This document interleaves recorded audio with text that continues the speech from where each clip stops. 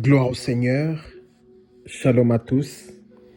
Merci de prendre part à ces enseignements. Ce soir, Dieu m'a mis à cœur de partager ce message. Car il est écrit, nous serons tous enseignés des dieux. Tout ce mois de janvier, nous allons le consacrer en étudiant les livres de Daniel. Pourquoi le livre de Daniel? Car notre thème est basé sur la sagesse et l'obéissance à Dieu. Et le livre de Daniel est classé parmi le livre de la sagesse. L'obéissance à Dieu et la sagesse. Bien-aimés frères et sœurs, peuple de Dieu, la Bible qui est la parole de Dieu,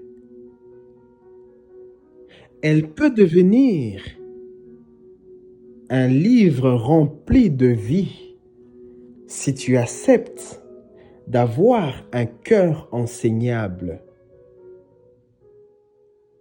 Si tu acceptes d'avoir un cœur enseignable, ta Bible peut devenir un livre rempli de vie. Et elle peut t'introduire dans les plus précieuses promesses de Dieu. Amen, amen. Vous savez, bien-aimés frères et sœurs, peuple de Dieu, le livre de Daniel, c'est un livre prophétique. C'est-à-dire, ce sont les écrits les plus anciens, mais avec une réalité vivante jusqu'à nos jours. Le livre de Daniel nous raconte les vécus d'un jeune, dont le livre porte son nom. C'était Daniel. Et grâce à cet enseignement, nous serons capables de comprendre comment se déroule l'histoire d'un homme que Dieu a choisi ou prédestiné.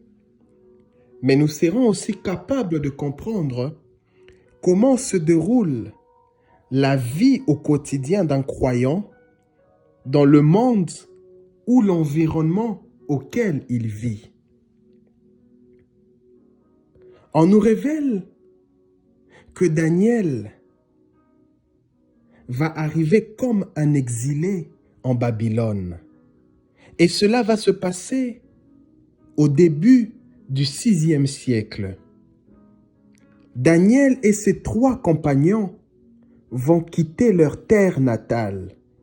Ils vont quitter Jérusalem et ils vont arriver dans la terre babylonienne.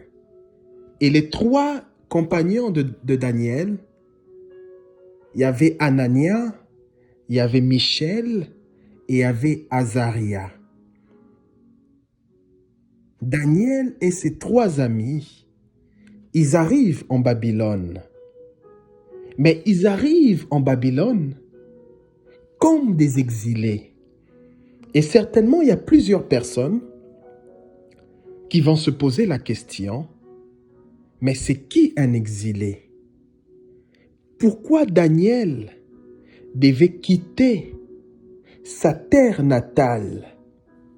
Qu'est-ce qui s'est passé à Jérusalem pour que Daniel et ses 3 compagnons puissent arriver en Babylone comme des exilés? Premièrement, d'abord, nous devons comprendre qu'un exilé, c'est quelqu'un qu'on oblige de vivre hors de son pays. C'est quelqu'un qui réside à l'extérieur de sa terre natale. Et souvent, ce sont des personnes qui quittent leur terre natale, non pas par leur propre volonté, mais par la volonté des autres. Et Daniel et ses 3 compagnons vont subir cela. Mais qu'est-ce qui s'était passé en réalité dans la terre de Juda pour que Daniel puisse quitter sa terre, non pas par sa propre volonté, mais par la volonté des autres. Parce que certainement, il y avait une raison. Il y avait une raison qui a fait que Daniel et ses 3 compagnons arrivent en Babylone comme des personnes qu'on a forcées, qu'on a pris de force. Lorsque nous étudions les Saintes Écritures, les livres nous parlent qu'en ce temps-là, le roi babylonien qui s'appelait Nabuchodonosor va décider d'assiéger Jérusalem. Et Dieu va livrer Jérusalem entre les mains des Babyloniens. Les Babyloniens vont prendre la possession de Jérusalem. Et le roi Nabuchodonosor va ordonner au chef de son armée de choisir parmi les Israélites quelques jeunes gens afin de les emmener en Babylone. Mais le roi va imposer quelques critères quant au choix. Premièrement, le roi voulait que ces jeunes gens qu'on va prendre à Jérusalem, ces jeunes gens ne devaient présenter aucun défaut physique, c'est-à-dire avoir une belle apparence. Deuxièmement, ces jeunes gens devaient être remplis de sagesse, de connaissance et de discernement, afin d'être capables de servir le roi de Babylone dans son palais. Et Daniel et ses 3 compagnons remplissaient le critère. Alors on va les emmener en Babylone. Et lorsqu'ils arrivent en Babylone, Daniel va être formé, mais aussi ses 3 compagnons seront formés avec lui. On va leur apprendre de la littérature et la culture babylonienne. Et cette formation devait durer pendant 3 ans. Daniel et ses 3 compagnons reçoivent un enseignement à Babylone. Et après la 3e année, Daniel et ses 3 compagnons entrent au service du roi, car l'objectif, c'était de les former et à la fin de la formation, de prendre des responsabilités. Daniel entre au service du roi de Babylone. Il est accompagné de ses 3 compagnons. Oui. Alors, dans le palais royal, il y avait des exigences. Le roi avait décidé que Daniel et ses 3 compagnons devaient consommer des aliments impurs. Car à cette époque, tout ce qui se trouvait dans la table du roi, c'était considéré comme des aliments impurs. Et Daniel devait consommer cela, non lui seul, mais aussi avec ses 3 amis. Mais ce qui va se passer, Daniel va prendre la ferme résolution de ne pas consommer ces aliments impurs. Daniel va rencontrer le chef du personnel du roi. Il va parler au chef du personnel du roi. Il va dire, donnez-moi d'autres aliments, mais pas les aliments impurs. Alors, Dieu va faire en sorte que la requête de Daniel soit approuvée.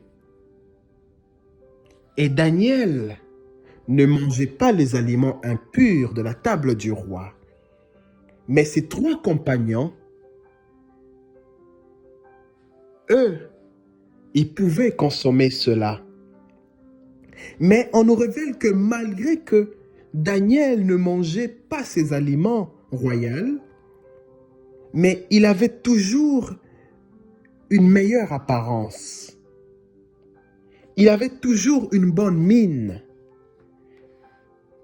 Et les personnels de la cour royale s'étonnait. Et dans Daniel chapitre 1er, à partir du verset 17, la Bible nous révèle que Dieu accorda à Daniel et aux 3 autres compagnons le discernement. Dieu leur accorda des vastes connaissances dans le domaine de la littérature et de la sagesse. Grâce à l'enseignement que Daniel avait reçu en Babylone, Dieu a fait en sorte que Daniel soit capable de comprendre le sens des visions et des rêves. Dieu a rempli Daniel de sagesse. Pourquoi? Parce que Daniel était resté fidèle à Dieu. Malgré qu'il se retrouvait dans un environnement hostile, mais il a gardé son intégrité. Et Dieu lui a rempli de connaissances et de sagesse. Et un jour, le roi de Babylone décide de rencontrer Daniel. Et on emmène Daniel et ses 3 compagnons auprès du roi. Et le roi va décider de s'entretenir avec eux. Et lorsque le roi était en train d'interagir avec eux, le roi a compris que Daniel et ses 3 compagnons avaient une autre sagesse très différente des autres. Amen, amen. Le roi a compris que la manière dont Daniel s'exprimait, c'est une sagesse différente. Et le roi commence à se poser plusieurs questions. Vous savez, lorsque le roi interrogeait Daniel sur n'importe quel sujet qui exigeait la sagesse et l'intelligence, la Bible nous révèle que Daniel, lorsqu'il donnait des réponses, ces réponses étaient 10 fois plus supérieures que tous les sages de Babylone. En Babylone, il y avait de grands sages. Mais lorsque Daniel prenait la parole devant le roi, sa façon de répondre, sa façon de donner des solutions, le roi voyait en Daniel un esprit supérieur que tous les sages de son royaume. Voilà pourquoi le roi pouvait dire, Daniel a un esprit 10 fois plus supérieur que tous les devins, que tous les magiciens, que tous les astrologues de Babylone. Et à cause de cette sagesse qui était en lui, Daniel arrive à prouver que la sagesse qu'il a reçue de Dieu est supérieure à celle des sages de Babylone. Mais malgré cette sagesse que Daniel avait reçue, Daniel est resté constant envers Dieu. Daniel est resté fidèle. Malgré l'hostilité des Babyloniens, mais Daniel était un homme humble. Daniel, lorsqu'il arrive dans une terre étrangère, il accepte d'être enseigné. Il accepte de s'ouvrir. Par son intégrité, par son humilité, Daniel arrive à briller dans un environnement étranger. Lui, il était un juif. Ce n'était pas un babylonien. Mais il arrive à briller dans la terre qui ne lui appartenait pas. Daniel a été déporté tout jeune à Babylone. Mais il a pu garder son engagement et son amour envers Dieu, malgré les pressions, malgré les adversités. Et Dieu a donné à Daniel le nécessaire, c'est-à-dire la sagesse et le discernement. Mais la question que nous devons nous poser, pourquoi Dieu commence par accorder à Daniel la sagesse? En quoi cela était utile? Quels sont les bienfaits de la sagesse venant de Dieu? Pourquoi Dieu n'a pas donné à Daniel la force ou la puissance? Bien-aimés frères et sœurs, peuple de Dieu, Dieu donne à l'homme ce qui est nécessaire. Si Dieu a donné à Daniel la sagesse, c'est parce que la sagesse était nécessaire pour Daniel. Dieu a jugé bon pour que Daniel puisse être utile en Babylone, pour que Daniel puisse être utile dans une terre étrangère. Il lui faut la sagesse, la connaissance et le discernement. Daniel avait besoin de cela, malgré qu'il avait la sagesse en quittant sa terre natale, mais cette sagesse n'était pas suffisante. Il devait être enseigné. Et après avoir été enseigné, Dieu a ouvert ce qui était au-dedans de Daniel. Daniel a commencé à voir les choses autrement. La sagesse te permet de voir le monde autrement. Daniel a développé ses capacités. Et lorsqu'il parlait avec le roi ne comprenait pas. Ce jeune homme, si jeune qu'il est, mais d'où vient sa sagesse? Et Daniel a pu se distinguer. Voilà pourquoi on voit un homme comme Salomon. Salomon, malgré toutes les richesses qu'il avait, il ne faisait que demander que Dieu lui accorde la sagesse. Lorsque Dieu se révèle à Salomon, Dieu demande à Salomon, « Qu'est-ce que tu veux que je t'accorde » Salomon a demandé à Dieu la sagesse. Salomon pouvait dire à Dieu, « Seigneur, j'ai besoin de telle chose, telle chose. J'ai besoin de tel bien matériel. » Mais Salomon a d'abord demandé la sagesse. Parce que Salomon savait, avec la sagesse, il pouvait avoir les restes des choses. La sagesse est comme un aimant. Elle attire ce qui est bon pour toi. Salomon a demandé à Dieu, « Seigneur, donne-moi la sagesse. » Car la sagesse pousse quelqu'un à réfléchir sur sa destinée. Et j'aime toujours dire une chose, dans la sagesse, il y a un esprit intelligent et sain. La sagesse, il y a un esprit, et c'est l'esprit de Dieu qui est l'esprit de sagesse. Daniel avait une destinée glorieuse. Mais s'il n'avait pas la sagesse et le discernement, Daniel, en arrivant à Babylone, il pouvait se plaindre. Vous savez pourquoi? Parce que déjà l'environnement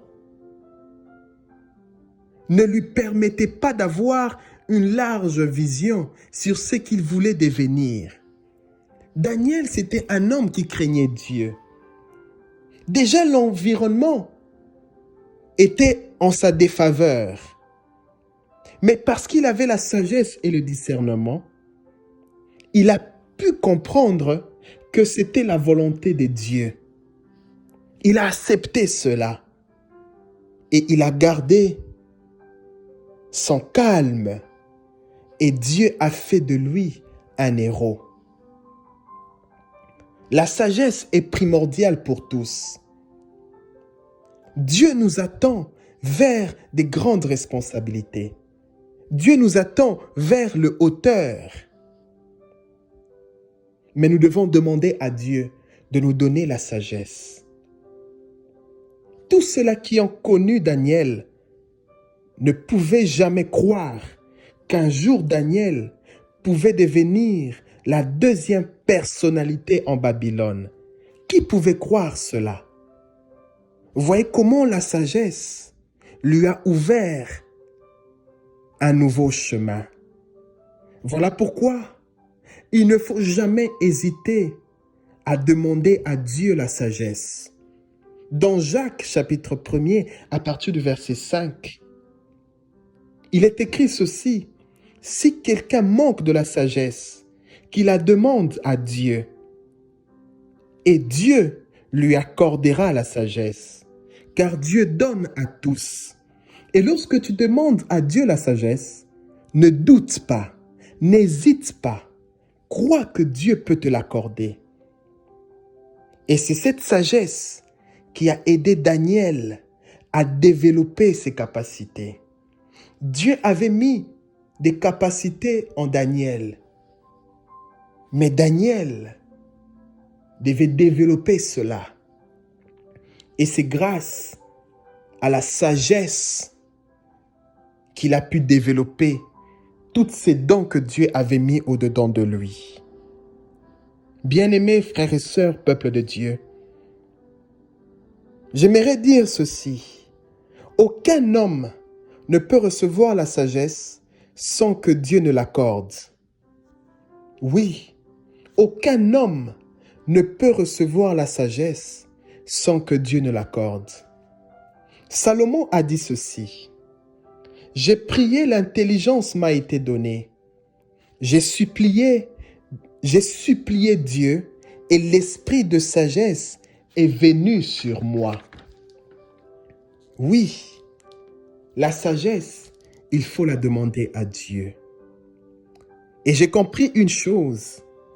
Daniel, en quittant Jérusalem, si jeune qu'il était, il y avait une sagesse en lui. En étant à Jérusalem, il était fidèle à Dieu. Mais lorsqu'il a accepté d'être enseigné en Babylone, lorsqu'il s'est humilié, lorsqu'il a ouvert son cœur, c'est là que Dieu va ouvrir les capacités spirituelles de Daniel. La Bible nous révèle que Dieu a accordé à Daniel la science, c'est-à-dire le savoir. Dieu lui a rempli de son esprit afin que Daniel puisse être capable d'expliquer au roi la signification de son rêve. Nous allons voir par la suite, durant cet enseignement, comment le roi va faire un songe et c'est seul Daniel qui avait la capacité de donner l'explication. Bien-aimés frères et sœurs, peuple de Dieu, il y a des choses que Dieu ouvrira en toi lorsque tu auras un cœur prêt à apprendre. Je reprends. Il y a des choses que Dieu ouvrira en toi lorsque tu auras un cœur d'apprendre. La sagesse vient à celui qui cherche l'instruction. Que celui qui cherche soit toujours en quête jusqu'à ce qu'il trouve. Si tu as le besoin d'apprendre, la sagesse viendra en toi. Daniel avait ce souci d'apprendre et on lui a enseigné. Et Daniel est entré au service du roi de Babylone. Car la sagesse est un esprit qui accompagne ceux qui la demandent à Dieu. Salomon a fait une prière à Dieu. Salomon a demandé la sagesse. Il a dit ceci à Dieu: Seigneur, fais descendre la sagesse des cieux, envoie-la moi afin que par sa présence à mes côtés, qu'elle m'aide dans mes travaux et qu'elle me révèle ce qui te plaît. Car la sagesse sait tout, la sagesse comprend tout et la sagesse voit tout. Salomon dit, Seigneur, envoie-moi la sagesse. Dans tout ce que je veux entreprendre, que la sagesse soit à mes côtés. Et la présence de la sagesse aux côtés de Daniel a fait que Daniel puisse rencontrer le roi de Babylone, lui qui était un étranger. Mais la sagesse lui a donné une place d'honneur parmi les décideurs, parmi les grands. Et il y a quelque chose qui va se passer en Babylone. Car Dieu est celui qui organise tout. Dieu est le plus grand émetteur en scène. Vous savez, lorsque Dieu veut élever quelqu'un, Dieu organise tout pour que cette personne qu'il a choisie puisse entrer dans sa gloire. Dieu avait tout organisé en faveur de Daniel. Vous savez, lorsque nous lisons dans 1 Samuel chapitre 16, vous allez remarquer que à un temps, il n'y avait pas de roi en Israël. Et Samuel a reçu un ordre venant de Dieu. Dieu a dit à Samuel, va rencontrer un homme qu'on appelait Isaïe. Cet homme avait plusieurs enfants.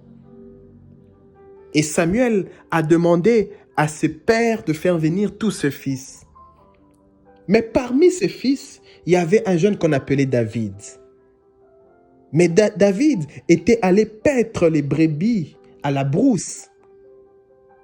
Mais Samuel dit à Isaïe, il y a un de tes fils qui manque. Envoie des personnes chercher ton fils qui est à la brousse. Car nous ne commencerons pas sans lui. Et la Bible nous révèle, lorsque David est arrivé, Dieu a dit à Samuel, voilà celui que je choisis. Lève-toi et oins-le. Et Samuel a oint David. Et David est devenu roi en Israël.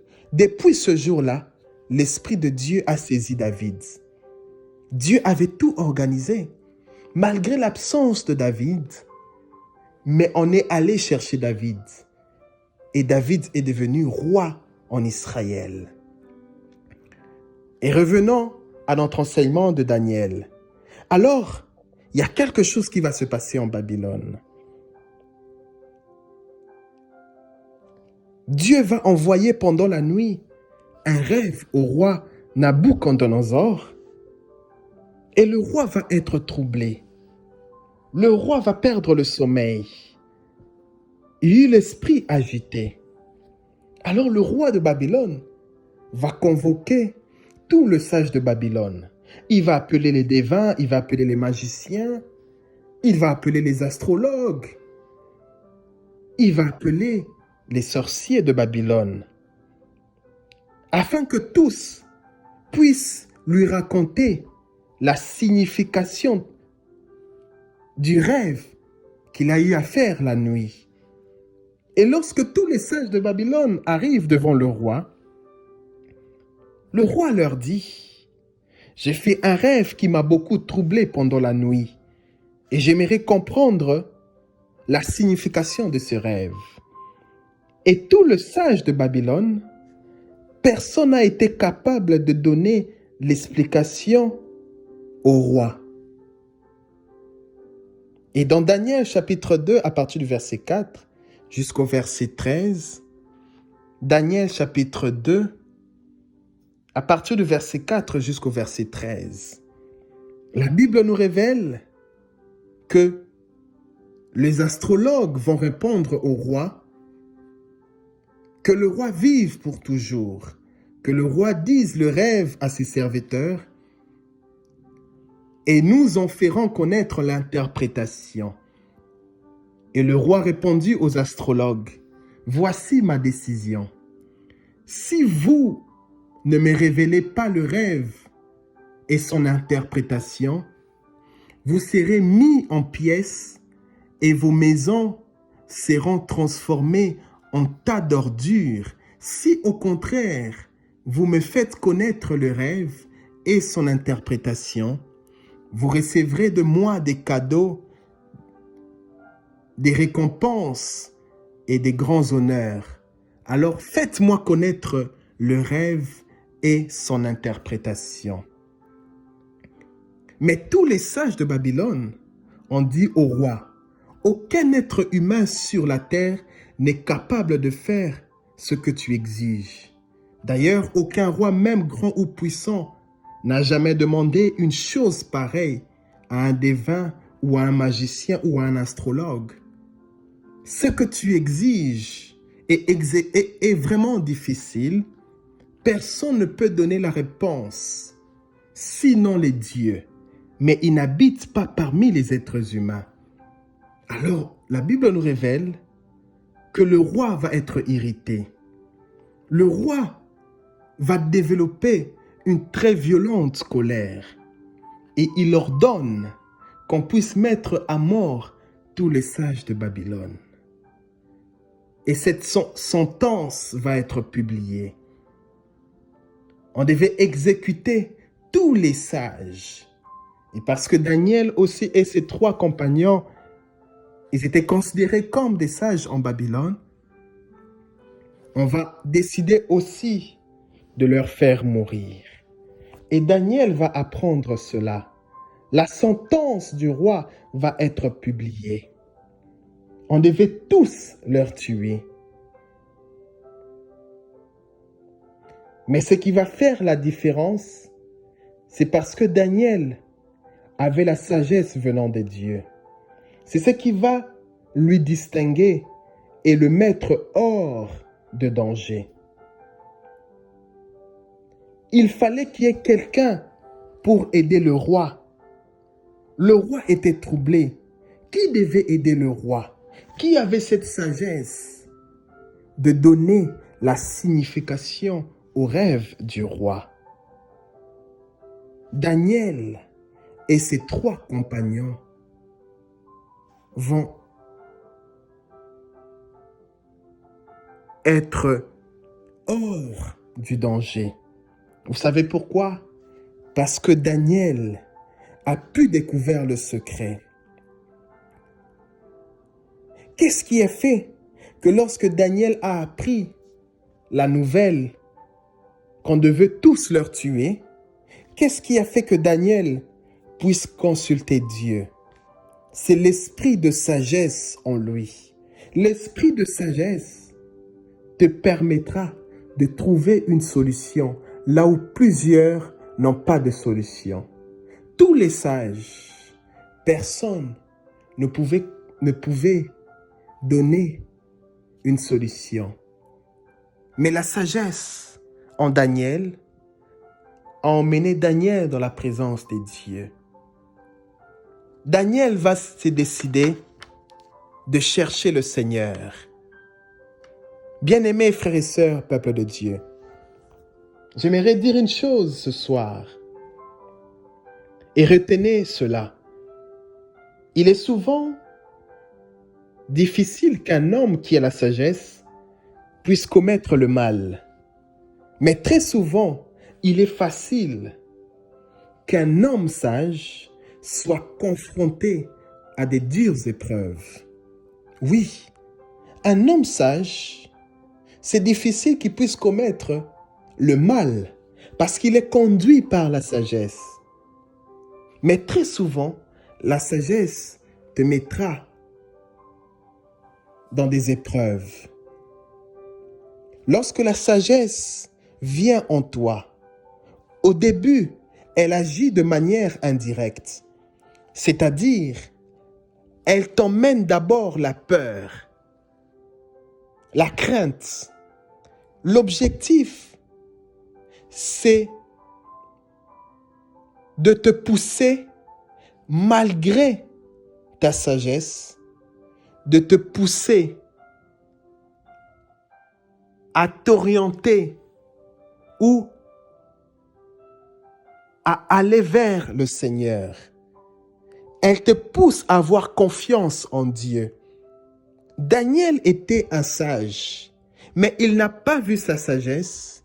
Lorsqu'il y a eu une sentence, il a décidé d'aller consulter Dieu. C'est ça le travail de la sagesse. Premièrement, elle agit de manière indirecte. Elle te fait peur afin de te pousser à chercher Dieu. Et lorsque tu obéis à la voix de Dieu, c'est là que la sagesse va venir de manière directe. Elle va te révéler le secret. Daniel ne s'est pas contenté de sa propre sagesse, mais il a reconnu l'autorité du Seigneur.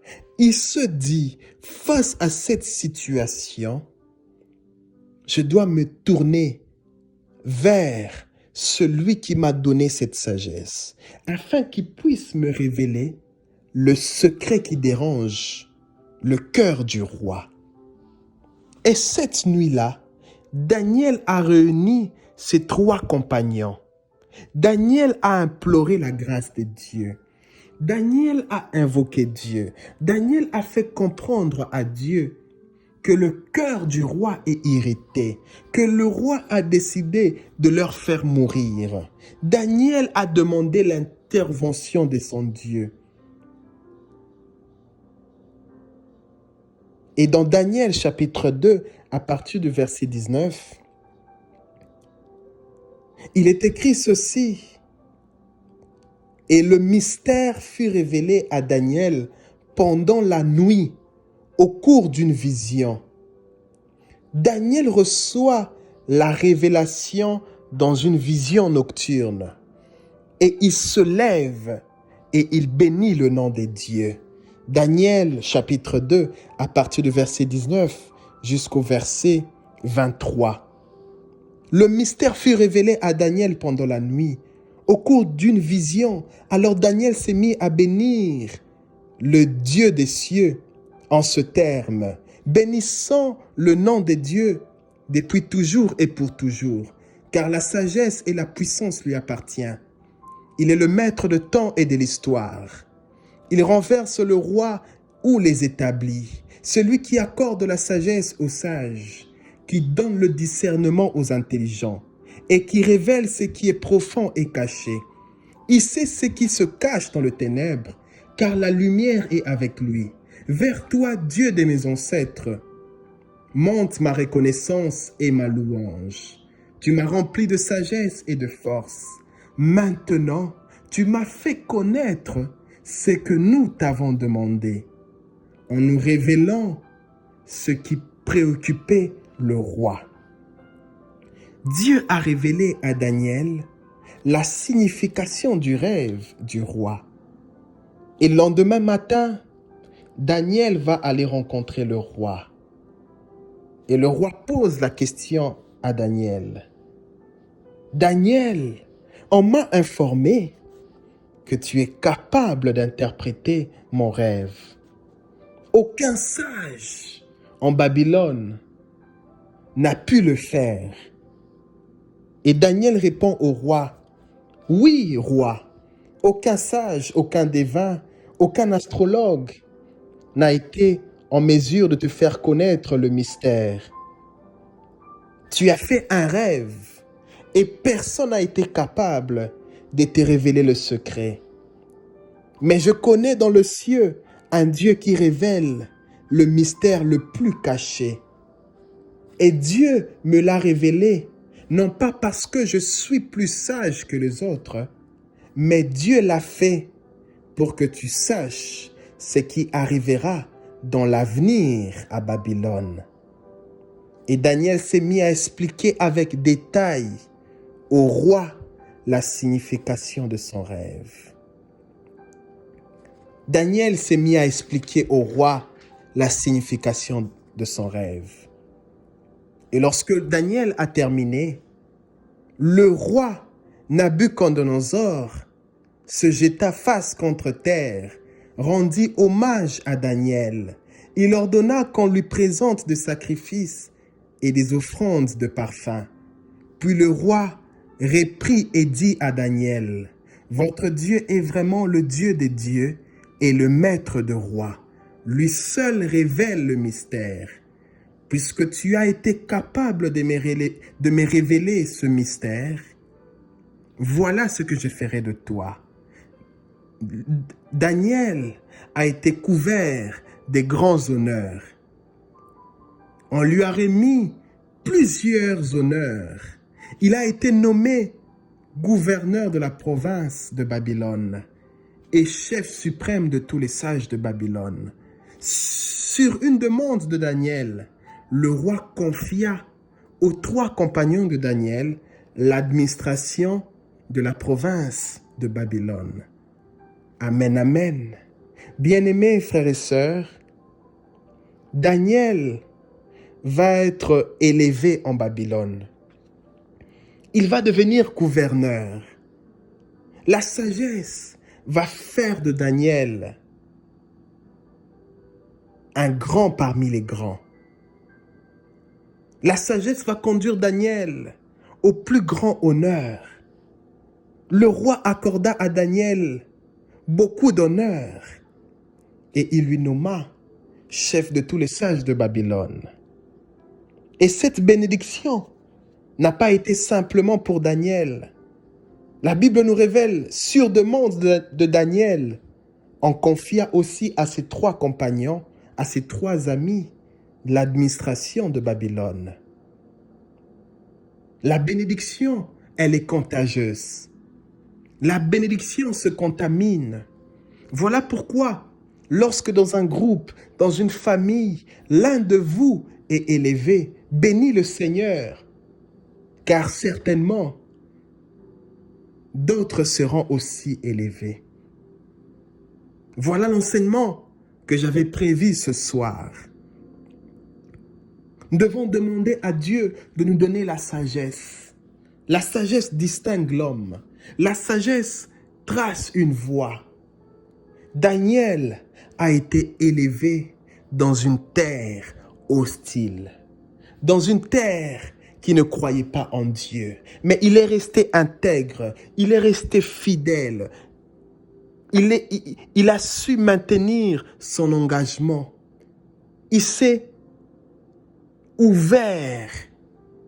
Il a accepté l'enseignement. Et Dieu lui a rempli de sagesse et de connaissance. Et Daniel est entré en Babylone. Et il est devenu une référence. Lui qui était un exilé. Et Dieu peut le faire aussi avec toi. Et par la suite, nous verrons qu'est-ce qui se passait lorsque Daniel est devenu gouverneur en Babylone. Que Dieu nous bénisse. À nous revoir prochainement pour la deuxième partie de cet enseignement. Qu'il plaise à Dieu. Shalom.